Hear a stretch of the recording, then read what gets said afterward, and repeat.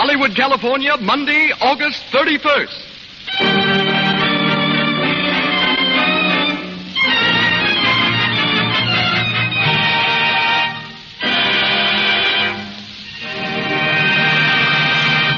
The Lux Radio Theater presents George Raft in Cheating Cheaters with June Lang.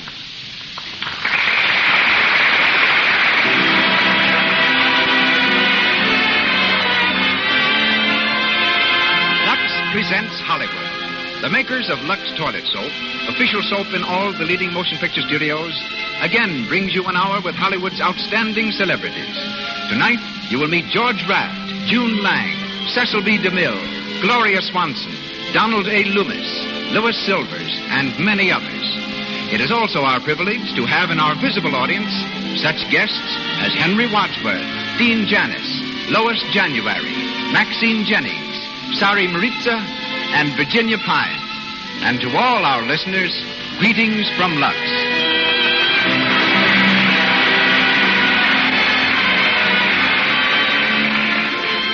There's an excellent reason why Lux Toilet Soap is used by 9 out of 10 screen stars and by lovely women everywhere.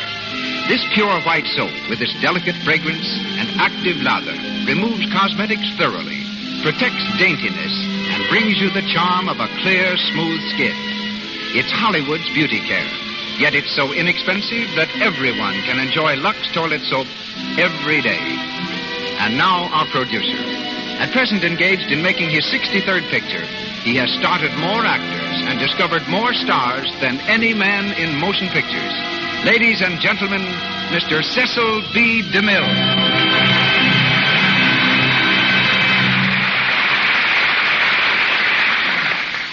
Greetings from Hollywood, ladies and gentlemen. In 1916, the famous Al Woods was a hit-and-run manager with a hit on Broadway that ran for many months. Also enjoying his run in those days was a delivery boy by the name of George Raft. Many times young Raft passed the theater where Mr. Woods' company was performing, but the play Cheating Cheaters meant no more to him than he did to the swirling crowds on the busy streets about him. But tonight, 20 years later, George Raft stars in Cheating Cheaters in the Lux Radio Theater. Born and raised in Hell's Kitchen, the handsome young delivery boy enjoyed his rounds until he entered the ring. Then they brought him nothing but punishment. After his 25th professional bout, he woke up in Bellevue Hospital. George was a leading man even then, but he'd been caught leading with his chin, and his dream of becoming lightweight champion was over. He next tried baseball as a minor league player, but his hits were all ahead of him. Because as a batter, he couldn't get to first base. But after being fired, he struck out once again, this time for a new profession, dancing. And the feet that couldn't cover the bases or hold him upright in the ring brought him immediate fame on the stage. He starred in musical comedies, introduced a dance called the Charleston, taught King Edward VIII, then Prince of Wales, how to do it, and was the highest-paid American dancer to tour the continent. Coming to Hollywood for a vacation, George was seen in the Brown Derby restaurant by a director who thought he'd make an ideal screen gangster. A few weeks later, the delivery boy from Hell's Kitchen was delivering lines in a studio. June Lang, our leading lady, has the distinction of being twice discovered by the movies. A dancer since the age of 5, June was given her first part when only 14. Last year, her contract expired and she was dropped.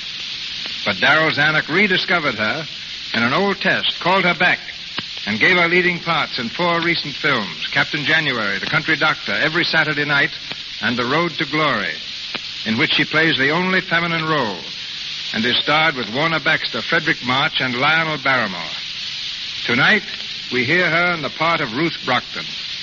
And now, the curtain rises on the Lux Radio Theater, presenting Cheating Cheaters, starring George Raft with June Lang.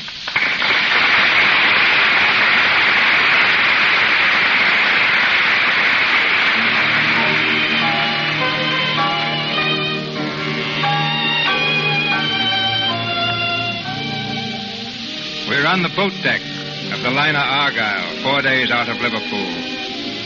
It's late evening, And in the shadow of a lifeboat, Tom Palmer, played by George Raft, and Ruth Brockton are sitting close to each other in deck chairs. As they gaze out over the moonlit waters, Ruth breaks the long silence. Moonlight on the crest of a wave. It's beautiful, isn't it? Getting poetical. A little. That's a good sign. How do you mean? Well, now maybe you'll pay a little attention when I tell you how I feel about you. I've been paying attention. You haven't done very much about it. I meant every word I said. Perhaps you did with the ocean and the moonlight. But wait till we dock in New York. You'll forget me soon enough. Just like that, eh? Uh-huh. Well, you're wrong. You can't get rid of me as easily as that. I'll make you listen to me if I have to follow you clear across the country. And the villain still pursued her. Right. Oh, Tom, you're mad. Do you realize we've only known each other 4 days? That's long enough for me. I make up my mind pretty fast. If the steward hadn't accidentally put us at the same table, you wouldn't have had a chance to make up your mind at all. That's right. Remind me to leave an extra large tip for the steward. He's a great guy. Oh, I wouldn't give him all the credit. Who else is there to thank? Well, if my father hadn't gone to Antwerp to add a few jewels to his collection, I wouldn't be on this boat. 3 cheers for your father. And if my mother hadn't decided she needed a sea voyage, I wouldn't be here either. Yes, that's so. Well? Well, what? Go on. Say it. Oh, all right. I'm glad your mother decided she needed a sea voyage. Swell. Now we're getting someplace. Yes, that's what I'm afraid of. Well, there they are, Mrs. Palmer. I told you we'd find them spooning on the boat deck. Hello, Dad. Hello, Mrs. Palmer. My dear, we've been looking all over the boat for you. What's the matter, Mother? Mr. Brockton was afraid Ruth would catch cold up here, Tom. It's getting terribly chilly. Oh, I'm all right, Mrs. Palmer. Better get a steamer blanket if you're going to stay. There's a fog coming up. Say, looks like you're right. There goes your moon, Ruth. Oh, by the way, Ruth, I've quite a surprise for you. Yes? Mrs. Palmer just told me that she and Tom are taking a house in the country. And where do you suppose it is? Where? In Westchester. And if I'm not mistaken from Mrs. Palmer's description, I believe they're going to take the old Barstow mansion. Why, that's only about 5 miles from our place. Isn't it a coincidence? Well, there you are. Guess I won't have to make that cross-country trip after all. What's that? Nothing much, Mr. Brockton. Tom, this fog is getting thicker every minute. I think I'd better go down. All right, Mother. I'll take you to your cabin. Good night, Ruth. Night. See you at breakfast. Good night, Mrs. Palmer. Good night. This way, Mother. Well, Tom, Wait till we get away from here. to get the dope. Shut up, I tell you. You want to crab everything? Say, don't talk that way to me.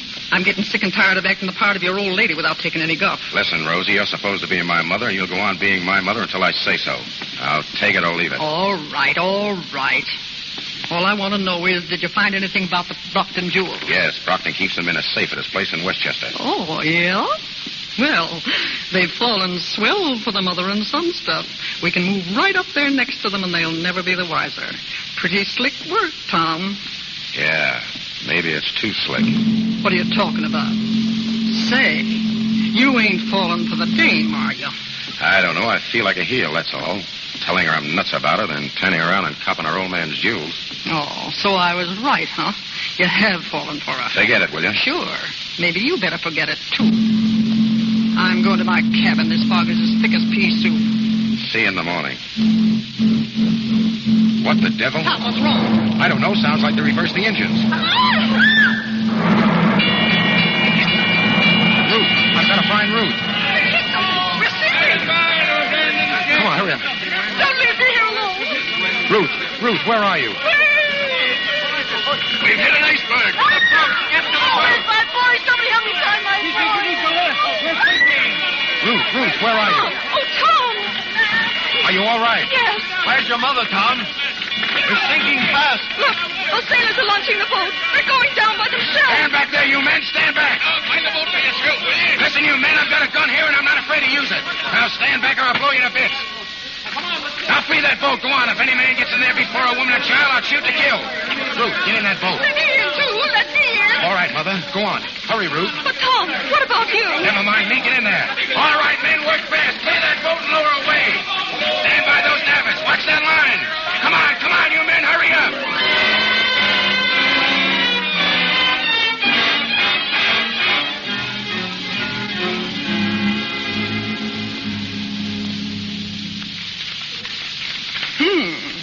Did you read this, Tom? What?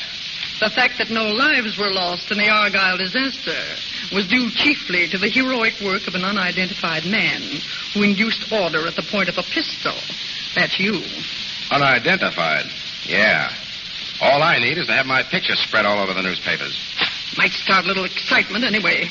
I'm getting sick of hanging around up here in the wilds of Westchester with nothing to do. It was your idea to take this house, wasn't it? Sure, but I expected a little action before this. We've been living up here 2 whole weeks, and what's happened? Not a thing. We ain't even seen the Brocktons. Take it easy, Rosie. I know what I'm doing. Yeah? Well, you're the only one who does. What would you like me to do? Walk over and ask for their jewels? You could at least go and see the Brocktons. Pay them a little social call. You know, like you dropped in by accident. In society, Rosie, you don't make social calls unless you're invited. Oh, yeah? Since when are you an expert on etiquette? I know enough for that. You must have been reading again. Listen, Tom, my idea is this. Go on over and make yourself sociable. The dame likes you. You know that. You can get a line on the joint and spot the safe. Then Mike goes over at night, of course, and cracks it open. That's your idea. Well, why not? Better than sitting around twiddling our thumbs. We laid out plenty of shekels for this setup, and so far, all I've done is act polite to delivery boys. I'm getting fed up. Take it easy, Rosie. Rome wasn't built in a day. There you go, putting on the dog again. Hello, boss. Hey, can I come in? Sure, come on in, Mike. Hey, look, boss, I got a beef. Yeah? Spill it. Well, it's these here chauffeur clothes you got me wearing. The color's choking the daylights out of me. Oh, shut up. Who's talking to you? Shut up. Shut up, you dizzy dame. Keep quiet, now, both of you. Keep quiet. We didn't come up here to fight. No, we came up here to lay our hands on $250,000 worth of sparklers, but I don't see us doing it. We got the Stuyvesant collection in France, didn't we? Say, that job ought to net us $500,000 easy. Sure, but I ain't no piker. Besides, those Stuyvesant rocks are as hot as a live coal. Hey, that's right, boss. We can't get a fence to touch them. Yeah, what's going on? Come on and join the party, Phil. You're looking mad, Rosie. I am mad. Hey, Phil. Huh? Where's your tie? What do you mean? I said, where's your tie? You're supposed to be the butler around here, aren't you? Ah, now listen, I don't mind being a butler, but I gotta have something to buttle, don't I? Yeah, me walking around this monkey suit. What up, you dummy? You shut up, shut up. I'm running this deal, not you. Well, let's get started then. We'll get started when the right time comes. As it stands now, we ought to be glad of a chance to lay low. You mugs don't seem to remember there's a dick on our trail. You mean Ferris? I mean Ferris, the best jewel detective in this business. If he ever gets wind that we're after the Brockton jewels, it's curtains for us. And quick. Say, who is this guy, Ferris? Has anybody ever seen him? No, that's just why we got to be careful. We've got to watch our step every inch of the way. Well, it's okay with me. Answer that, Rosie. Sure. Hello. Yes, this is Mrs. Palmer. Oh, hello, Ruth, dear. Is the Brockton dame.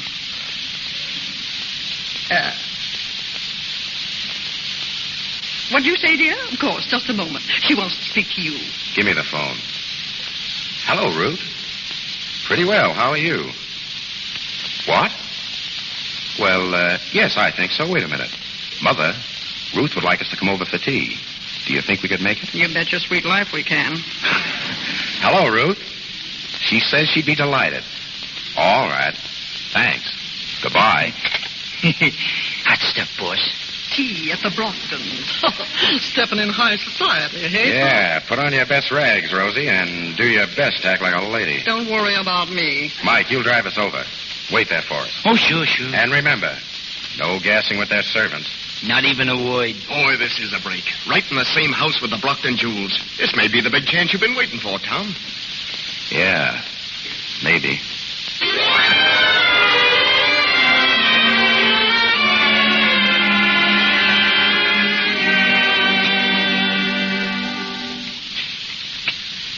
Another cup of tea, Tom? Tom, Oh, no thanks. what's the matter with you? Nothing. Why? You've been sitting here all afternoon looking like Blue Monday. All I can get out of you is yes and no.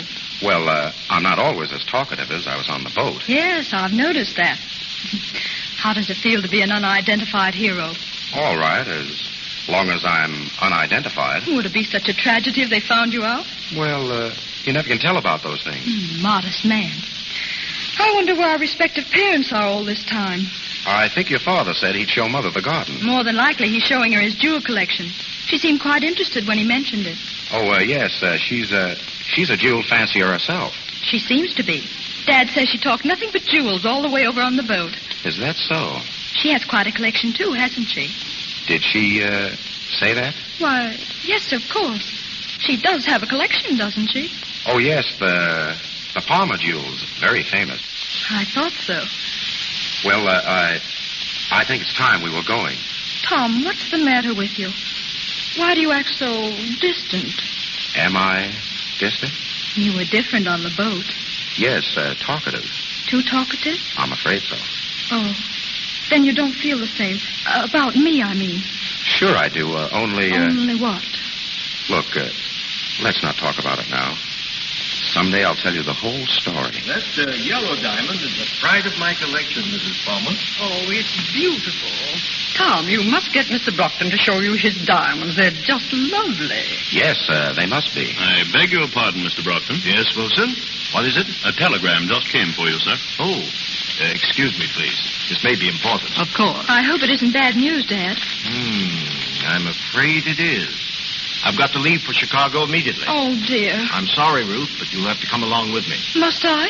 Well, you can't very well stay here all alone. No, I suppose not. Oh, Mr. Brockton, if Ruth doesn't want to go, why can't she come over and stay with us? We'd love to have her, wouldn't we, Tom?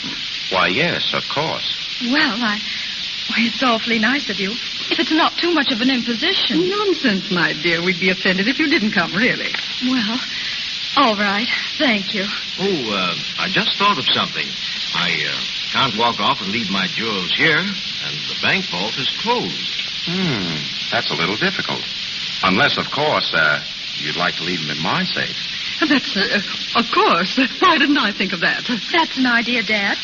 I could bring them over to Mrs. Palmer's. I'm sure they'd be all right in Tom's safe. Well, I hate to burden you, Tom, with a responsibility like that. Those jewels are worth a fortune. Certainly, that's why we want them. I mean, to keep them safe for you. Very well. It's really awfully nice of you. Oh, not at all, Mr. Brockton. No, not at all. I'll come over as soon as Dad is packed, Tom, and I'll bring the jewels with me. Fine. Well, we'll run along. See you soon, then. About an hour. Come on, Mother. Goodbye, and thanks again. Oh, don't mention it. So long, Ruth. So long. Don't forget, dear. Hurry over. I will. Well, it worked. Where's Wilson? It was perfect. Perfect. They've gone, Ruth.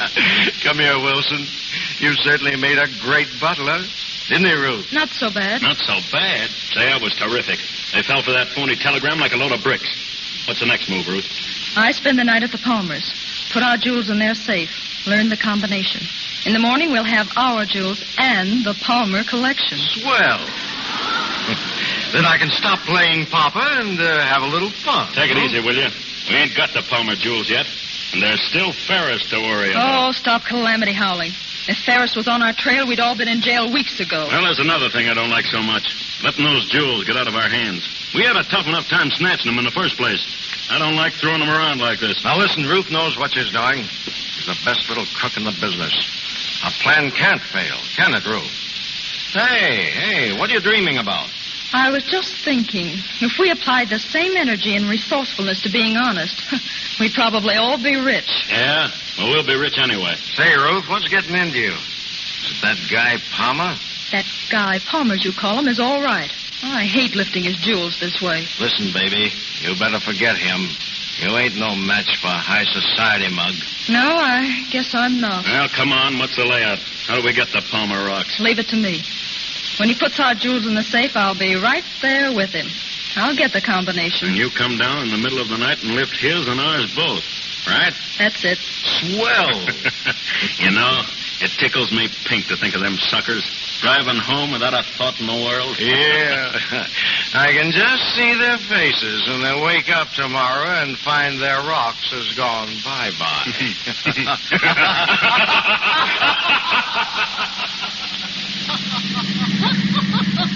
Say, what suckers these Brocktons must be. Laying their jewels right in our lap. Yeah, it's perfect. Yeah, you sure had the right hunch, boss. Laying low like this till the time was right. Yeah, the Brockton jewels are practically in our pockets right now. Well, it looks like a good day's work for us.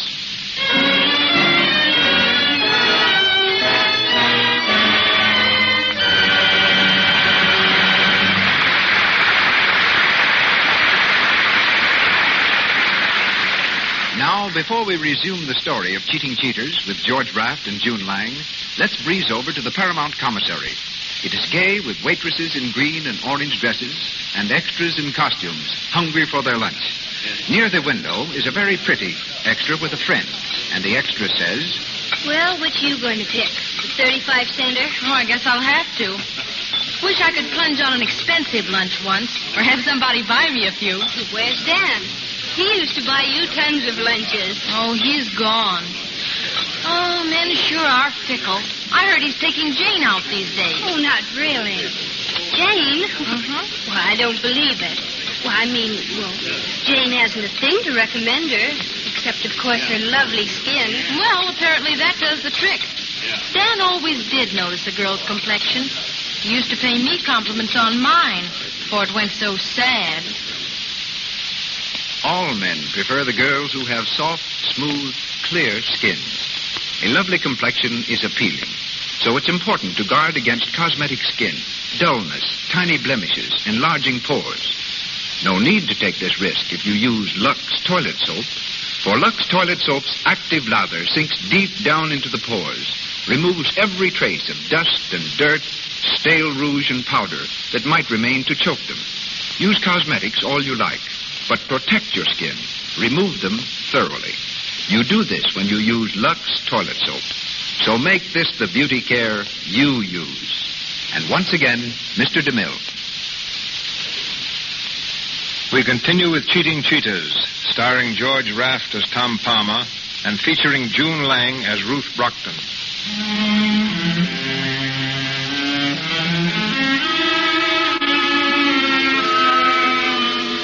Two gangs of jewel thieves working at cross purposes, each gang intent upon robbing the other of a valuable collection of diamonds. This is the situation as our curtain rises again. It's early evening in the living room of the Palmer home. Tom and Rosie, whom he calls his mother, are entertaining Ruth Brockton, their more than welcome guest. Mrs. Palmer, your dinner was grand. I must thank you again for letting me impose upon you. No, not another word. You're embarrassing us, isn't she, Tom?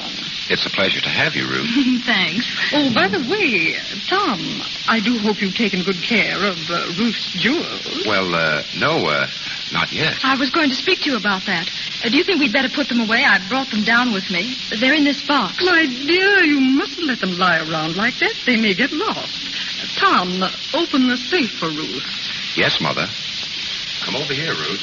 Oh, is it in this room? Yep, behind this panel. Watch. Well, isn't that clever? No thief would ever think of looking for it there. Well, if someone did find it, he'd get a big surprise when he tried to open it. You see, the combination dial is charged with electricity, high voltage. You mean if he touched that dial, he'd get a shock? A couple of thousand volts. Oh, would it kill him? No, not instantly. Oh, I see. The torture would last about 10 minutes unless someone turned off the switch. It's hidden right here in this bookcase, see? Oh, yes. Don't you think you'd better turn it off for a moment? Of course. There you are. Now, just a second till I work the combination. Isn't that interesting? I've never seen a safe open before. This happens to be a pretty good one. Simple, but effective. I can imagine. All right. Let's have the jewels, Ruth. Here you are. Are the Palmer jewels in this safe, too? Oh, yes. We're very careful about our collection. Well, if you keep yours there, I guess mine are safe enough. Of course, dear, of course. I beg pardon, Mr. Palmer. Yes, Phil, what is it? Mr. Morton Hanley to see you, sir. Morton Hanley? The gentleman who's been calling you all afternoon. Oh, yes. Did he say what he wanted? No, sir. Just that it was very important. Important? Oh, all right. Ask him to come in. Very good, sir. Would you rather see him alone, Tom? I can run upstairs. No, don't go. It can't be as important as he thinks it is. If I were you, Tom, I'd close that safe. You never know who it might be. All right, Mother. But don't be so jumpy. Well, close it anyway. There. Does that make you feel better? Thank you, dear. Mr. Palmer is in the living room, sir. Thank you. Thank you. Oh, good evening. Good evening. You are Mr. Palmer? That's right. Would you have a seat? Thank you. My name is Hanley. I represent the Dexter Hero Foundation. Oh, yes. This is my mother, Mr. Hanley. How do you do? And our guest, Miss Brockton. How do you do? Miss Brockton, Miss Ruth Brockton? Yes, you know her? No, not personally, but her name is on my list. You see, Mr. Palmer, I'm gathering testimony from people on board the Argyle. An unidentified man was quite a hero on that occasion, and we really must find him. What for? We're going to award him a gold medal for his valorous conduct. I'm afraid I can't help you. No, yes, you can, Mr. Palmer. Yes, you can. You see, we have it on excellent authority so far that you are the unidentified man. You're making a mistake. Tom, don't be modest. You know it was you. Thank you, Miss Brockton. Well, your statement completes our chain of evidence. Mr. Palmer, allow me to congratulate you. Just a minute. You said you had other evidence that I was the man. Who told you that? Oh, we have reports from several of the passengers. Dr. Holt, whom you doubtless recall, gave a really glowing statement. But the clearest account of all we received from a detective, a man named Ferris. Ferris? Excuse me. Did you say he was a detective? That's right. Ferris? I don't recall the name on the passenger list. Do you, Mother? I don't believe I do. Well, he may have traveled incognito. Detectives often do when they're after somebody. Have you seen this Mr. Ferris? Well, no. I called at his office this morning, and one of his assistants told me Mr. Ferris was after a very clever gang of jewel thieves. I see. Very interesting. Well, Mr. Hanley, thanks for calling, and please give my thanks to Mr. Ferris when you see him. Thank you. I'll do that. And I hope shortly to have the honor of witnessing the formal presentation of your medal. Well, good evening. Good evening. The butler will show you out. Thank you. Good night. Well, you're going to get a medal. That's exciting. A little too exciting for me. It's given me a sick headache. I think I'll run off to bed. Is there anything I can do, Mrs. Palmer? No, dear. Thank you. Good night. Good night. Oh, Tom, I'd like to see you before you go to bed. Yes, Mother. Good night. Good night. Your mother seems quite upset. Oh, she'll be all right. Well, I guess I'd better run along, too. Wait a minute. Don't go yet. I want to speak to you. I'll be here in the morning. I want to speak to you now. Sounds important. It is. Well? Do you remember what I told you on the boat? Of course. But you needn't worry. I've no intention of holding you to it. I wasn't afraid of that. As a matter of fact, I want you to hold me to it. What? I meant what I said then, and I mean it now. I want you to marry me, Ruth. Tom. Well? Well, are you sure that... I've told you that I loved you. Yes, but... But what? Oh, I can't explain it. It's just impossible. Why? Oh, Tom, you're mad to do this. You don't know a thing about me, not a thing. You're taking an awful chance. So are you. Listen, I've knocked around a lot, more than you'd think, and I've found out something. It doesn't make any difference what a person has been. It's what he's going to be. Suppose you found out something about me that did make a difference. What, for instance? Oh, you can't tell. I might have a secret life of my own that you know nothing about. Maybe I tap every third post or step on every other crack in the sidewalk. For all you know, I might even be a thief. You? That's a laugh. Is it? I'm serious, Ruth. We could be married tonight. By tomorrow, we'd be away from here. For good. For good? Tom, I don't understand you. Why should you want to leave here? Oh, never mind that. Will you marry me? I can't, Tom. You mean you're not in love with me? I didn't say that. All right. I'm not going to rush you. Suppose we wait till tomorrow. You can give me your answer then. Tomorrow? Well? All right, Tom. Excuse me, sir. Yes, sir. Miss Brockton's butler is here, sir. Oh, yes. I asked him to bring something over for me. Show him in, Phil. Yes, sir. I'll say good night, Ruth. See you in the morning. Of course. Good night, Tom. You'll find Miss Brockton in the living room. Thank you.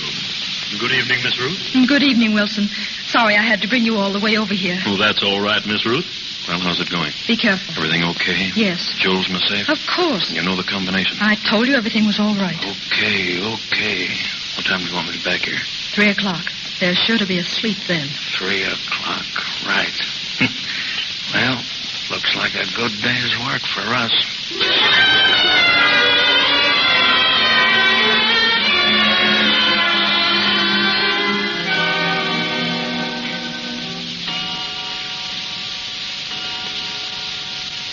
2:00. Well, do we pull the job or don't we? Yeah, what do you say, boss? Yeah, we've been sitting up here for an hour doing nothing. Let's get started. Sit down. We'll go down for the jewels when I say so, not before. In the first place, we don't even know she's asleep yet. She ain't no night owl. Shut up. In the second place, I'm not so sure we ought to pull this job at all. Say, what are you saying about it? Keep quiet. You all heard what that Bird Hanley said. Ferris spotted me on that boat. He's got his eye on us right now. Ah, so what? We grab the rocks and scram. Sure. And get pinched at the border. A lot of smart guys you are. Yeah. Gee, I never thought of that. The way I see this is, we lay off the Brockton jewels for good. Clear out of here and forget it. Then when this Ferris thing blows over, you can get together and pull something else. Hey, wait a minute. What do you mean you can get together? Ain't you in with us anymore? Well, sure, of course. You mean we ain't gonna grab them rocks, boss? That's what I said. Holy gee, that hurts. $250,000 worth of sparklers, and we gotta leave them flat and play tag with a dick. Gee, that hurts. It's the best thing to do right now. Yes, I guess so. Wait a second, boys. Tom, you ain't fooling me at all. You ain't worried about Paris. No? No, it's that dame. You're soft on her, and you're trying to welch so she won't have to grab her jewel. What? You're a pretty smart girl, aren't you, Rosie? Smart enough to know when I'm getting a shakedown. Hey, now look, Tom. I don't know whether Rosie's got the right dope on this thing or not. All I know is that we sunk plenty of coin into this layout, and this ain't no time to go back on us. Well, what do you say? Keep your voice down. I'll tell you what he's got to say. He's going through with this deal whether he likes it or not. Because if he don't, I'll queer him with that dame for keeps. I'll tell her what you are. I'll tell her plenty. Yeah, and so'll I. You dirty two-time and double-crossing up. Holy Moses. I warned you to keep your voice down. Now, if you want another sample of that, get up and start yelling again. Now, listen, you mugs. I never double-crossed anybody yet. And I'm not going to start now. I'll go through with this job, sure. But this is the finish, understand? I'm through with you, all of you. Now get out of here and let me alone.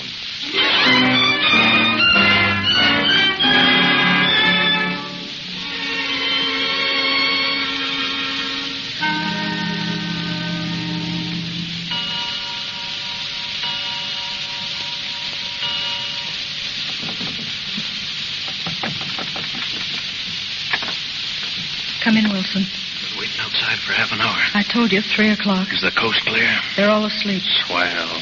Where's the safe? Over here in the wall. Come on. Use your flashlight. Okay. Did you say on the wall? It's behind the panel. Not bad. Not bad. Now, come on, let's get to work. Look out. What's the matter? Don't touch that safe. It's full of electricity. That's nice. Well, what do we do now? We turn it off, stupid. Look out. Atta girl. You got the combination? I'll give it to you. Keep your light on the dial. Okay, shoot. 24 right. 24 right. 18 left. 18 left. 6 right. 6 right. Well? That's all. There she is. Wide open.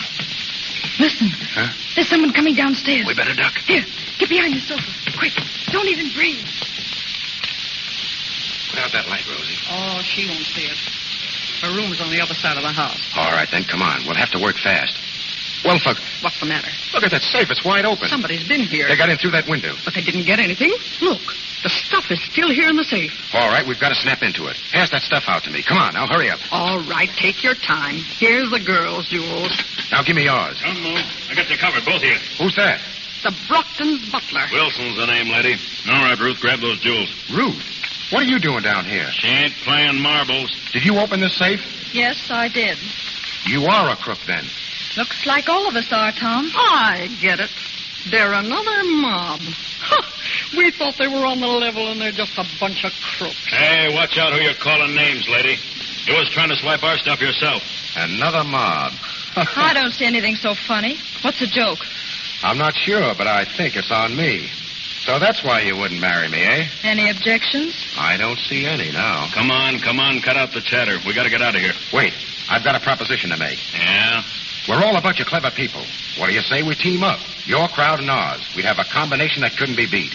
Even Ferris would never catch up with us. Sure, this is a fine time to offer a partnership when we got the jewels. You haven't got the jewels. Huh? You got to take them out of here. But you couldn't get rid of them if you went to Mars. That happens to be the Stuyvesant collection. The Stuyvesant collection. They're hot enough to melt steel. Well, what do you say? Do we get together or don't we? Oh, what do you think, Ruth? Suits me. Swell. Now, there's all the jewels. I vote we pool the lot and split it 50-50. Okay, but look, if you... What the devil? What's that? Come on, we gotta get out of here. Come on, let's get out of here, I say. Hide those jewels. They got us. They're all around the house. Come on, Ruth, this way. Stand where you are, everybody. What's the meaning of this? I demand an explanation. Don't give us that. Don't anybody make a move. We've got the whole joint surrounded. Come on, boys, round them up. Keep your mouth shut if you want anything you say can be used against you. You sound like an old-timer, mister. What's your name? I'll do my talking to the sergeant. You can bet on that. Well, nice work, boys. Got them all? Yes, so, Chief. McGuire grabbed 2 of them at the back door. That makes 6, doesn't it? Yeah, that's right, Chief. Just like Ferris said. Ferris? Oh, so he's in on this, eh? He's had you covered for weeks, all of you. There you are, Chief. The jewels, the whole bunch of them. Fine. Well, boys, it looks like a good day's work for us.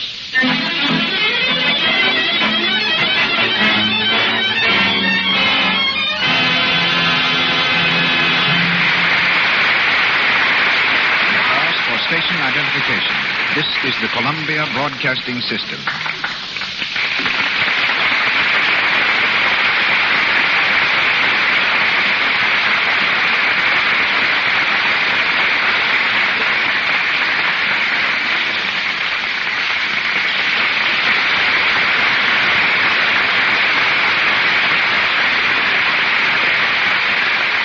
Our play, Cheating Cheaters, continues shortly from the Lux Radio Theater. 8 years ago, a vaudeville gymnast injured his back severely while performing at the Hippodrome in New York. He refused to surrender to the doctors who told him he'd be a cripple for life. Instead, he commenced treating himself through exercises. Today, he's not only a perfect physical specimen, but he holds what is probably the only job of its kind in the world. He's employed by the Metro-Goldwyn-Mayer Studios to keep their stars in proper physical condition. Ladies and gentlemen, Mr. Donald A. Loomis.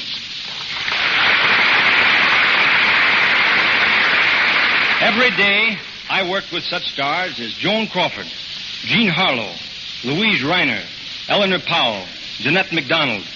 The beauty and glamour they reveal on the screen are direct results of constant training and strict adherence to regular exercise. The advice I'm about to offer is the same advice I have given to them. I don't mean that if you follow it, a movie contract will be waiting, but I do believe you can develop charm and beauty beyond your expectations. The fact to remember is this: only through the proper circulation of blood can you have a healthy, beautiful body. And nothing in the world promotes good circulation like exercise. It has no substitute.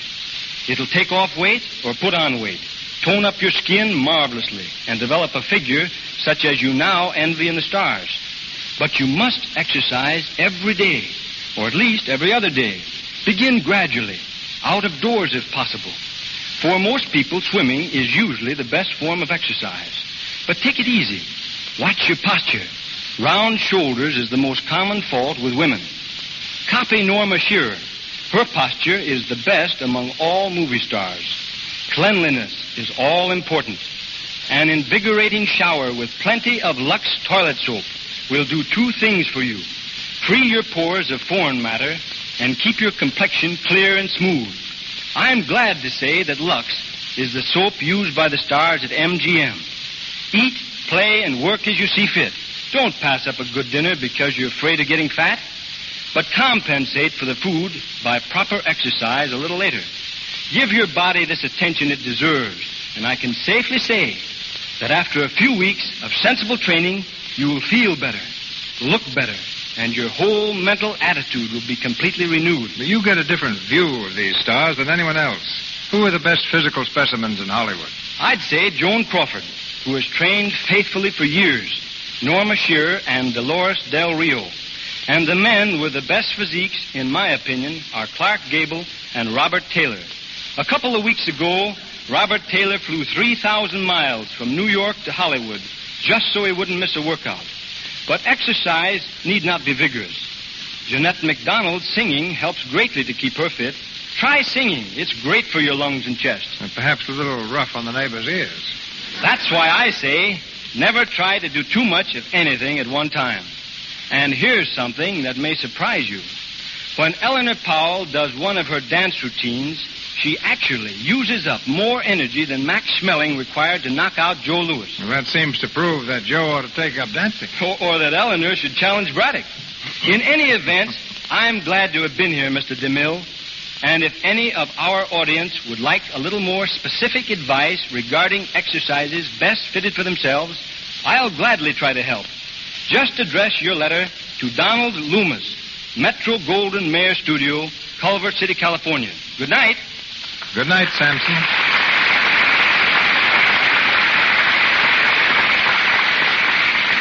And now we bring you the last part of Cheating Cheaters, starring George Raft as Tom Palmer and featuring June Lang as Ruth Brockton.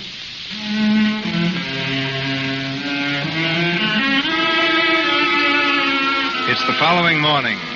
We're in the office of the National Detective Agency, where the members of both gangs are waiting for the official proceedings that will put them behind the bars. All are present except Ruth, who is in Ferris's private office. Oh, when are they letting us out of here? I'm stiff as a board sitting here all night. Stop beefing, will you? You think the rest of us was sleeping on feather beds. Hey, do you think they got the goods on us, boss? Enough to send us all up for about 10 years. 10 years? Oh. What did you think? That they'd slap your hands and tell you not to do it again? I want to see my lawyer. Say, how did they nab you, Brockton? I thought you went to Chicago. That telegram was a fake. I stayed at the house. Yeah? Well, you see what you get for telling stories. Oh, shut up. By the way, are you Ruth's father? I've never been a father in my life. That's a break for somebody. Hey, this guy Ferris, is he on the police force? No, he's a private detective employed by the insurance companies. Good morning, everybody. Hiya, Folly. Pull up a chair. Never mind the wisecracks, young fella. Hey, look, Chief, how about some ham and eggs? I'm starved. Oh, you'll all get breakfast over in the tombs. How long do you think you can keep us here? This isn't a police station. It's the office of a private detective agency. That's right. You see, this is just a little stopover on the way to headquarters. As soon as we get a confession, we'll get going. Yeah? Who do you think is going to confess? Well, we're getting one right now. You mean Ruth? What do you think? So she welched on us, huh? Yeah, came through with everything we asked her. You're a liar. What? You heard me. Ruth's no squealer. She wouldn't let us down. Wait till you find yourself in the jug, Palmer. Maybe you'll change your mind a little. Hello? Who wants Ferris? Oh, the district attorney. Well, I'll talk to him. Hello? Well, how are you, Mr. Andrews? No, this is Farley speaking. Oh, I'm sorry, but Ferris is engaged. Getting a confession. Yeah, Ruth Brockton, head of the Brockton gang. She's spilling it now. All right, I'll tell Ferris. We'll shoot the confession over to you as soon as she signs it. Goodbye, Mr. Andrews.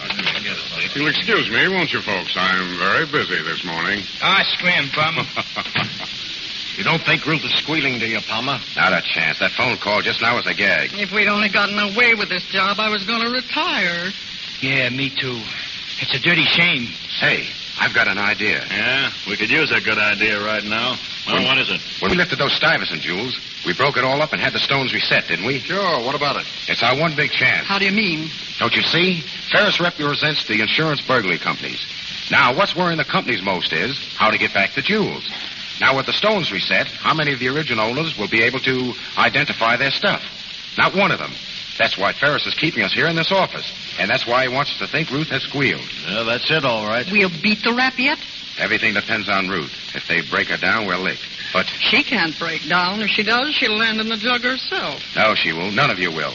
But you've got to let me do the talking. Now, look. I'll ask to see Ferris. Snake lookout, boys. All right, miss. Come in here, please. What do you want me to do?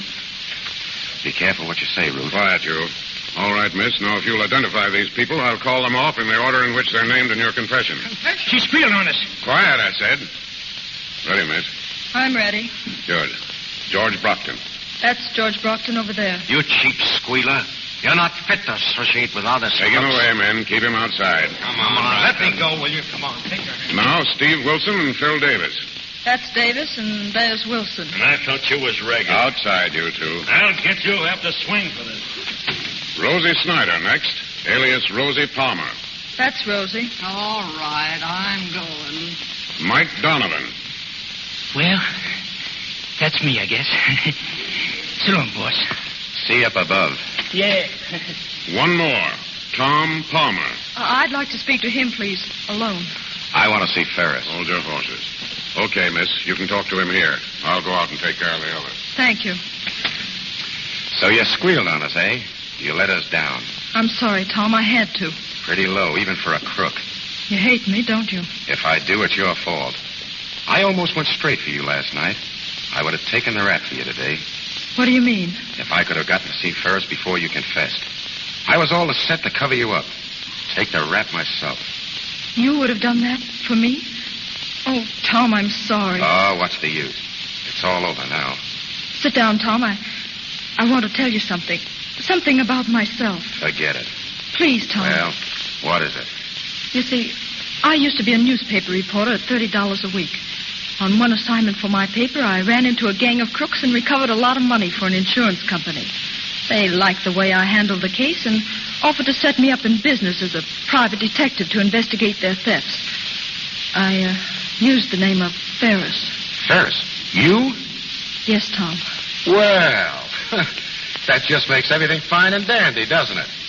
I bet you're getting a terrific kick out of putting me behind the bars. Wait, Tom.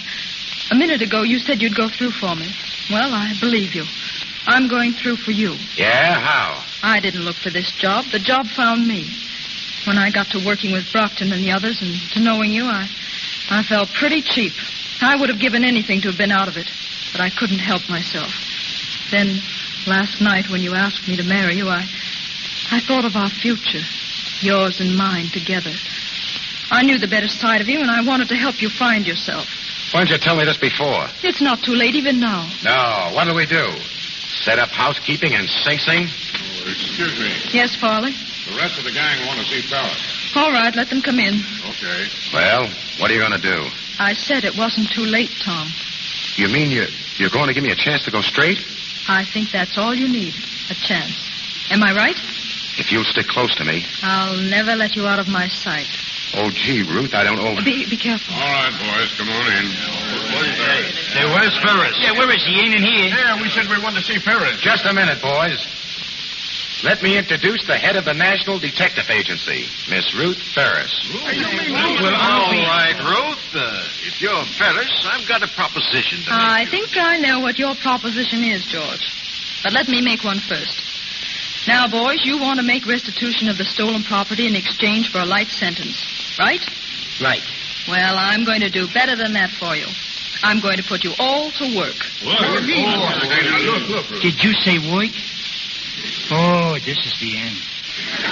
For a long time, you've been preying on society. Now I'm going to give you a chance to come in here and help protect society. But let me tell you this. The first time you hear of a job that's being pulled off and fail to report it, or double-cross me in any way, it means 20 years. She's going to make detectives out of us. Well, I've had a good education for the job. Now it's up to you. There's pen and ink out in the front office. I want a signed confession from each one of you. What are you going to do with the confession? Nothing, as long as you remain on the square with me. Now take your choice. The confessions or 20 years. Hey, lead me to the pen and paper. There's plenty of both out in the front office. Hurry up. Well, Rosie, not going to sign? Oh, I'll sign it all right. Me, a detective. Huh. I'll never be able to hold up my head again. Well, Tom? I suppose you want a confession from me, too. Uh-huh. All right, I'll go outside and write it. That's not the kind of confession I want from you. No? I want you to confess that when you told me you loved me, that you meant it. Every single word. Guilty.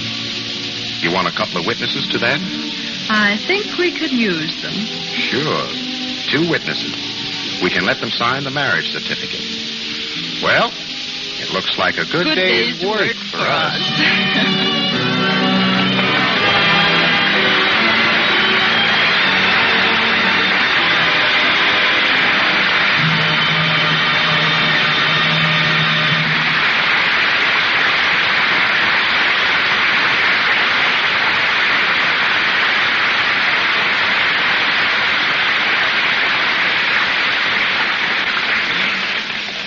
As Thackeray wrote, the play is done, the curtain drops. A moment, yet the actor stops and looks around to say farewell. Tonight's stars, George Raft and June Lang, return shortly to the microphone.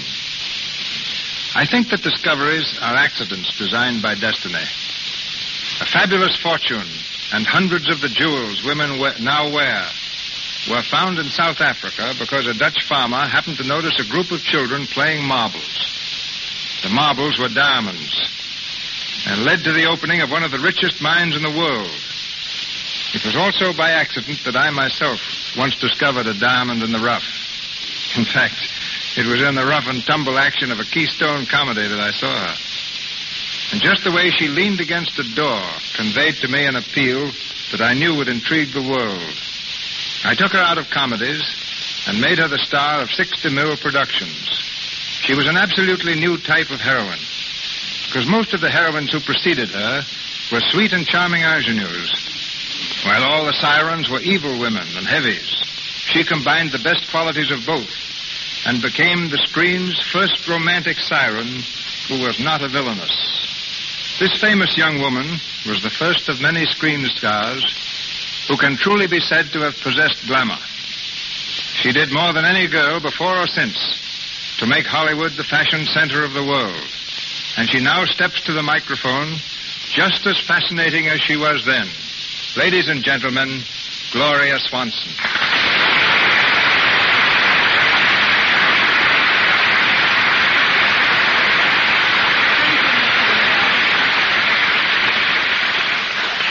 You're very generous.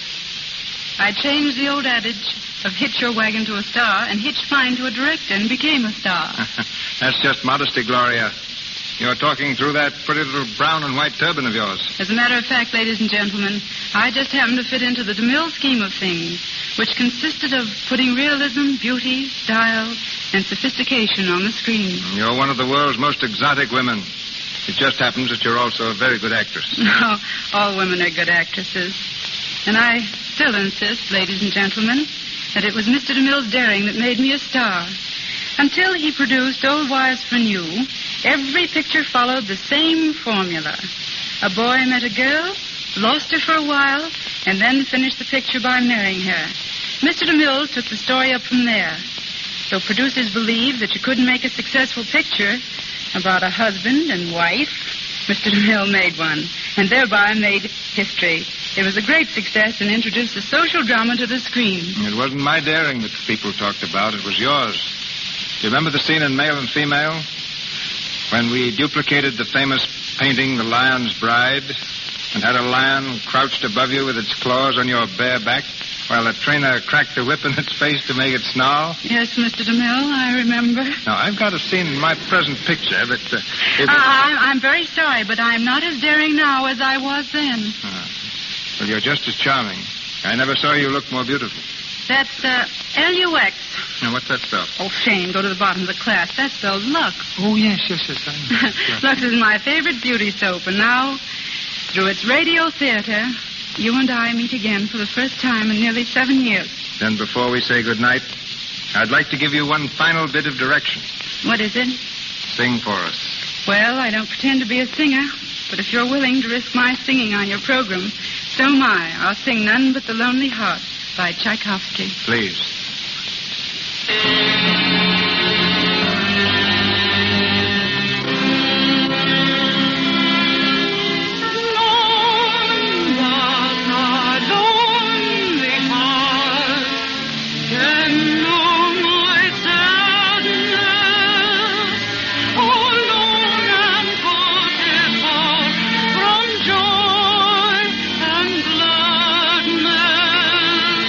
Heaven's boundless star, joy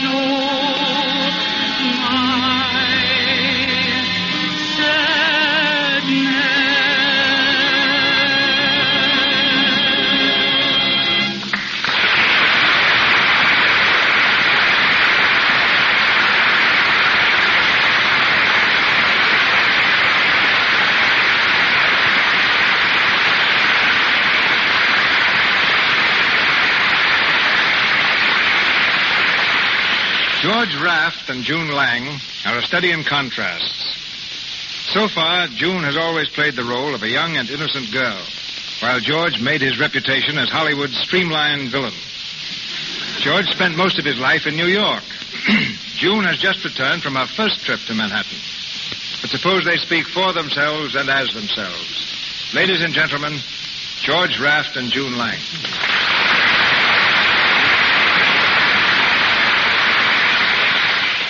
Thanks, Mr. DeMille. Well, June, how did you find the old hometown? Oh, easily, George. I took the plane to Newark and drove over the Skyway, through the Holland Tunnel, and there it was. I mean, did you like it? Oh, immensely. I was fascinated by the New York crowds, and I've never seen so many well-dressed women before. And judging from their wonderful complexions, they apparently use Lux toilet soap just as much as we do here in Hollywood. I even had Lux in my hotel room. It made me feel really at home in New York. In New York, George was the most popular boy in his neighborhood. The other kids would do anything he told them to. Incidentally, George's grandfather owned the merry-go-round on Coney Island.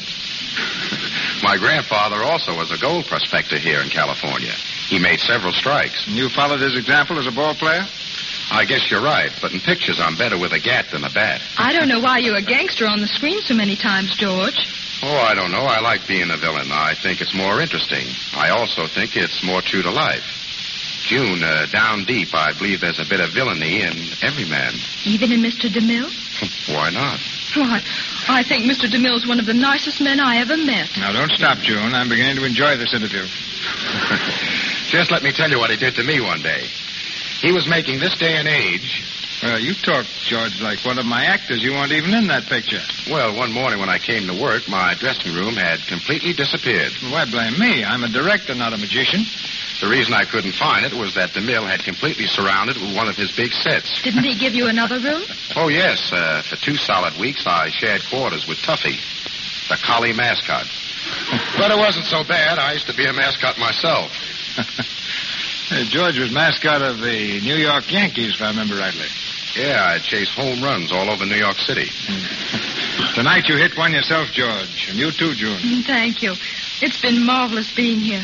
Good night. And all is forgiven, Mr. DeMille.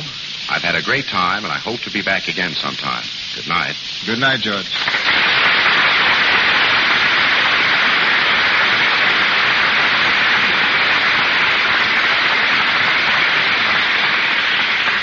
Thank you, Mr. Raft and Miss Lang. Ladies and gentlemen, this is your announcer, Melville Ruick. Assisting our stars in tonight's play were Wally Mayer as Mike, Justina Wayne as Mrs. Palmer, Victor Rodman as Mr. Brockton, Lou Merrill as Wilson, Frank Nelson as Phil, Ross Forrester as Hanley, Richard LeGrand as Farley, and John Lake and Charles Emerson as police officers. Mr. Raft and Mr. DeMille appeared through courtesy of Paramount Studios. Miss Lang and Mr. Silvers, 20th Century Fox, and Mr. Loomis, Metro-Goldwyn-Mayer. The music for the new picture, Road to Glory, produced by 20th Century Fox, was arranged by Mr. Silvers. Mr. DeMille tells us now of next week's program.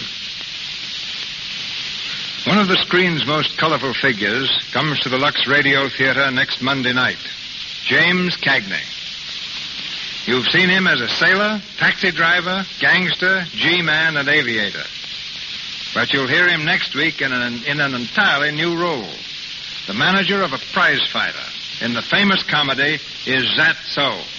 By James Gleason and Richard Tabor. Robert Armstrong and Boots Mallory will be featured in the cast with Mr. Cagney.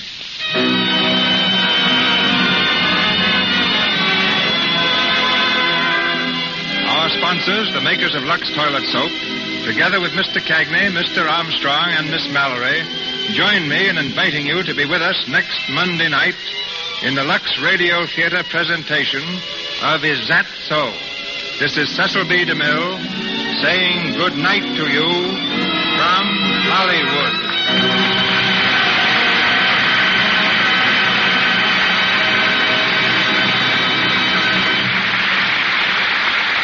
This is the Columbia Broadcasting System.